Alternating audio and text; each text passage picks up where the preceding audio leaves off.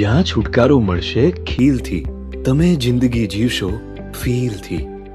જ્યાં દૂર થશે ચહેરા પરના ડાઘા તથા ખાડા, એટલે જીવનમાં ખોટા સવાલો નહીં આવે ક્યારે તમારી આડા.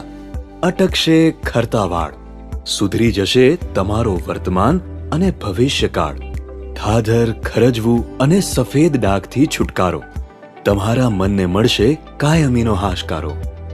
ધીમે ધીમે ગાયબ થઈ જશે ટાલ, એનો મતલબ નહીં જોઈએ ટોપીની ઢાલ. ઇન શોર્ટ, તમારી આસપાસના લોકો તમને કહેશે, લે તમે તો બહુ બદલાઈ ગયા. સ્કિન હેર લેસર કે હેર ટ્રાન્સપ્લાન્ટને લગતી કોઈ પણ સમસ્યાને નાથવાનો હોય જો તમારો સંકલ્પ, તો તેનો છે એકમાત્ર વિકલ્પ, એસ્થે કાયાકલ્પ. ગુજરાતનું સૌથી મોટું skin hair laser hair transplant clinic, જ્યાં આપને મળશે વર્લ્ડ ક્લાસ ટ્રીટમેન્ટ અને doctor Piyush બોરખતરિયાનું expert guidance.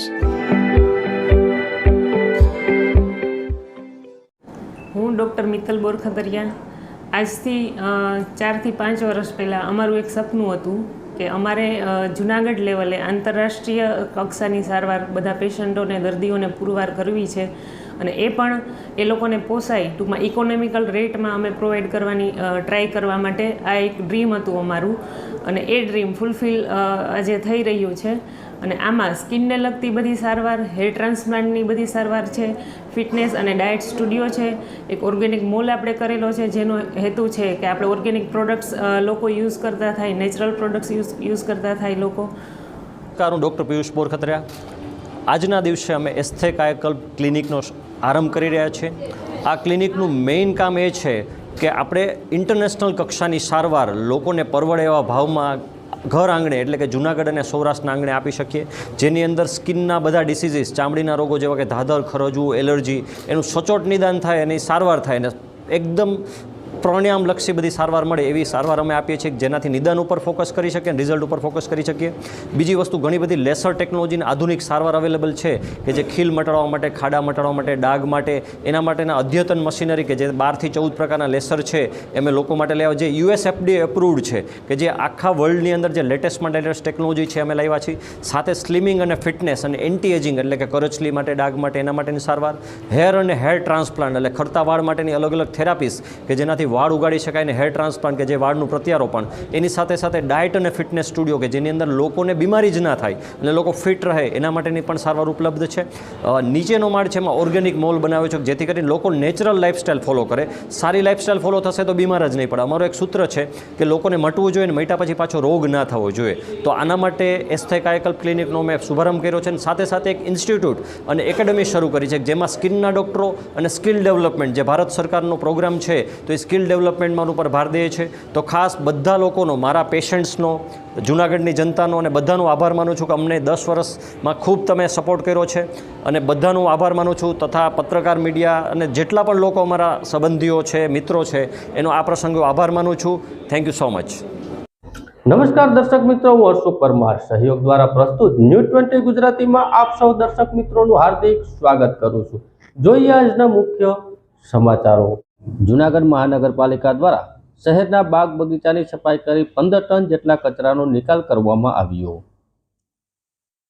Junagadh મહાનગરપાલિકાના કમિશનર ડોક્ટર ઓમ પ્રકાશ અને નાયબ કમિશનર ઝાપરાના માર્ગદર્શન અને સેનિટેશન સુપ્રિન્ટેન્ડન્ટ કલ્પેશભાઈ ટોલિયાની સૂચના અનુસાર જૂનાગઢ મહાનગરપાલિકાના 1 થી 15 જૂન સુધી નિર્મળ ગુજરાત એટલે કે 2.0 અંતર્ગત જૂનાગઢ શહેરમાં સફાઈ અભિયાનનું આયોજન કરવામાં આવ્યું છે. જે મુજબ 5 જૂનના રોજ શહેરના 1 થી 15 વોર્ડમાં આવેલા પ્રતિમાઓ, રહેણાંક વિસ્તાર તેમજ શહેરમાં આવેલા અલગ અલગ બાગ બગીચાની સફાઈ કામગીરી કરવામાં આવી રહી છે. આ અભિયાનમાં સેનિટેશન ઇન્સ્પેક્ટર અને સુપરવાઇઝર તેમજ 100 જેટલા સફાઈ કામદાર, 1 ટીપર ગાડી અને 1 ટ્રેક્ટરની મદદથી સફાઈ કરવામાં આવી છે. ત્યારે કચરો આશરે 1.5 ટન જેટલો સીએનજી વેસ્ટ કચરોનો નિકાલ કરવામાં આવ્યો છે અને હજુ શહેરમાં આગામી 15 જૂન સુધી દરેક વોર્ડમાં સઘન સફાઈ અભિયાન હાથ ચલાવવામાં આવશે. જૂનાગઢ જિલ્લા કલેક્ટરની સૂચના અનુસાર પ્રાંત અધિકારી અને તેમની ટીમે સરકારી અનાજનો મોટો જથ્થો પકડ્યો. અંદાજે 5.44 લાખનો અનાજનો જથ્થો સીઝ કરવામાં આવ્યો.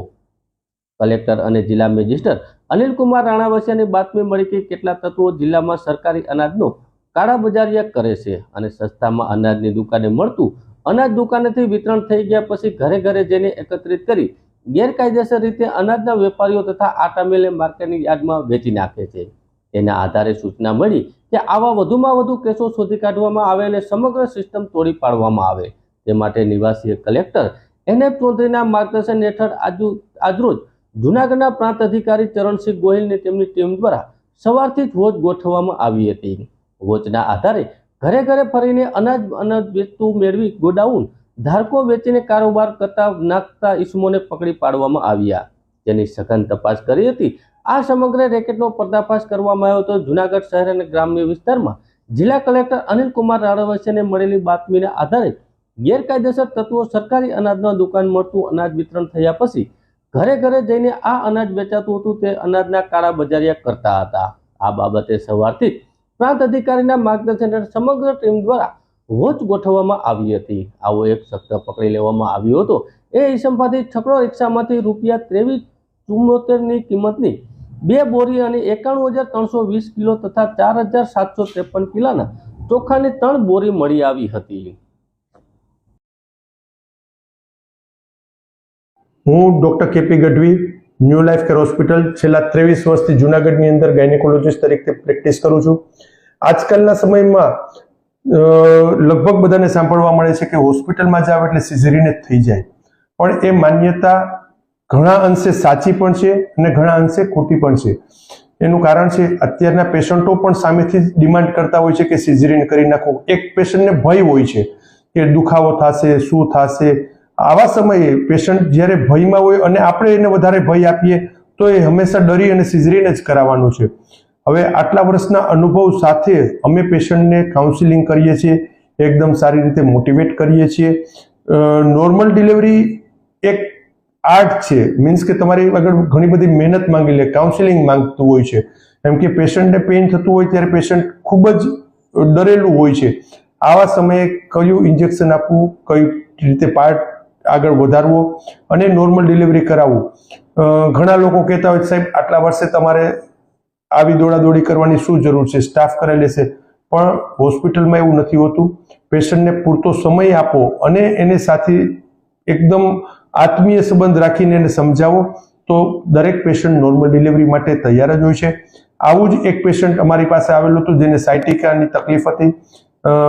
પેશન્ટ ચાલી પણ શકતું નહોતું અને એને 3 મહિનાથી લઈને 9 મહિના સુધી પહોંચાડી એને એકદમ નોર્મલ ડિલિવરી કરાવી છે. હવે એ પેશન્ટનો પણ આપની સાથે એક રિવ્યૂ શેર કરું છું. જોજો અને આપને યોગ્ય લાગે તો આપ આમાં તમારા રિવ્યૂ આપજો. Thank you. હાય, મારું નામ કેયુર સોલંકી છે. મારા મિસિસ છે સોનલ સોલંકી. KP ગઢવી સરને ત્યાં અમે 1 વર્ષ પહેલાં આવ્યા હતા એન્ડ ગાદીની તકલીફ હતી આની પહેલાં, પછી સાયટિકાની અસર થઈ, પ્રેગ્નન્સી ચાલુ હતી એટલે હું સર પાસે આવ્યો હતો અને સરને મેં જણાવ્યું હતું આ બધી તકલીફોનું. એક ગાયનેક ડૉક્ટર થઈને એને મને જે હેલ્પફુલ થયા છે સાયટિકાની અસરમાં, ગાદી ખસી ગઈ હતી. ઘણા બધા ડૉક્ટર્સ છે, મારે નામ નથી લેવા, એ મને હેલ્પફુલ નહોતા થઈ શક્યા એ ટાઈમે મને KP ગઢવી સર હેલ્પફુલ થયા. એ દરમિયાન ઓલમોસ્ટ એક્સપિરિયન્સ બહુ જ સારો છે. એને મને જે સલાહ સૂચન આપી, જે ડૉક્ટર્સનું પ્રેફરન્સ આપ્યું, ધ બેસ્ટ હતું. તે પછી મારે બાબાનો જન્મ થયો છે કાલે 27 તારીખે 10મો મહિનો 2023. બાબાનો જન્મ, નોર્મલ ડિલિવરી પોસિબિલિટી નહોતી તો બી છતાંય સરે નોર્મલ ડિલિવરી કરાવી છે. બાબો, મારા વાઈફ બંને હેલ્ધી છે and staff members, cleaning staff, doctors બધા ધ બેસ્ટ છે.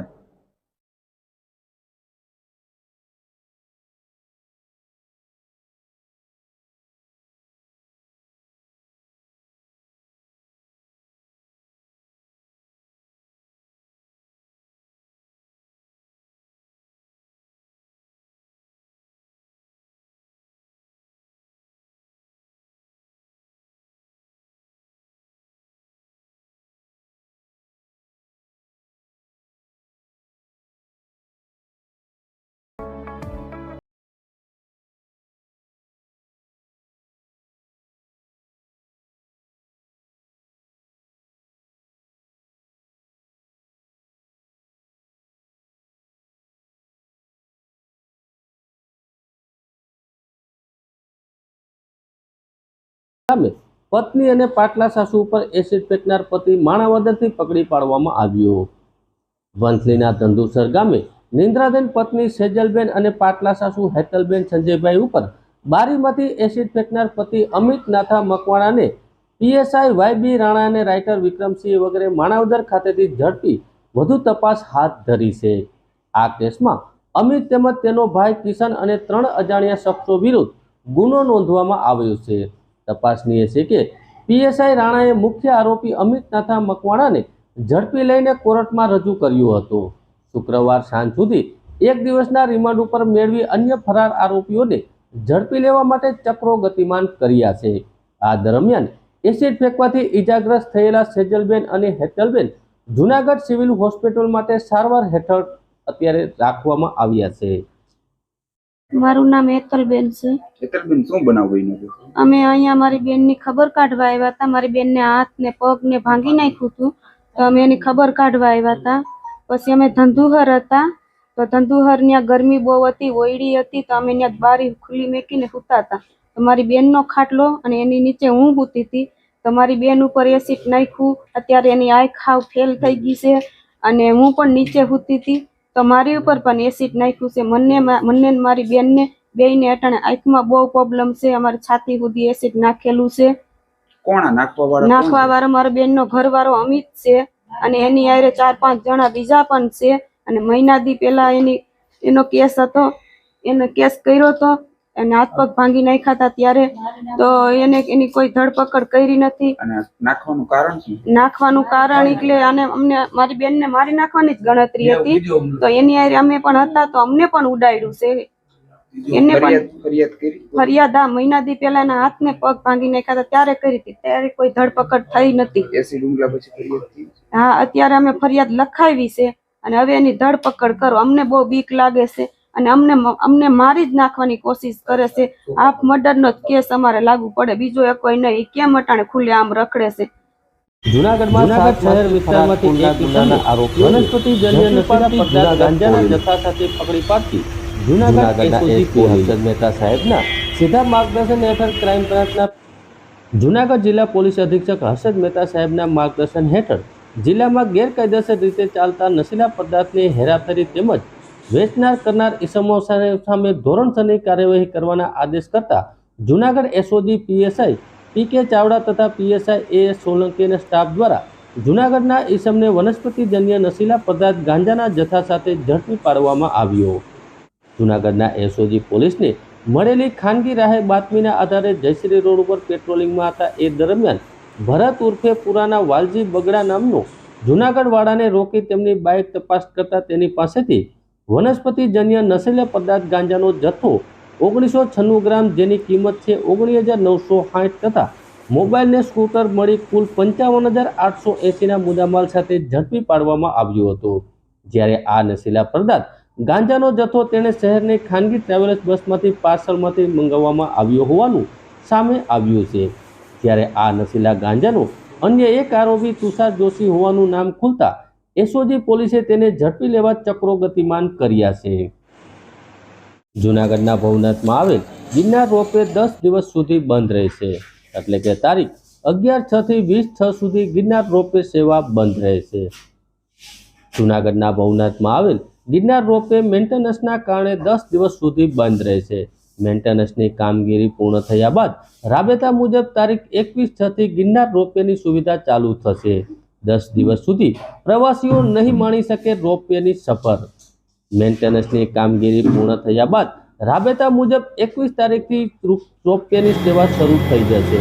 10 દિવસ સુધી રોપવેની સેવા બંધ રહેશે તેવો નિર્ણય કરવામાં આવ્યો.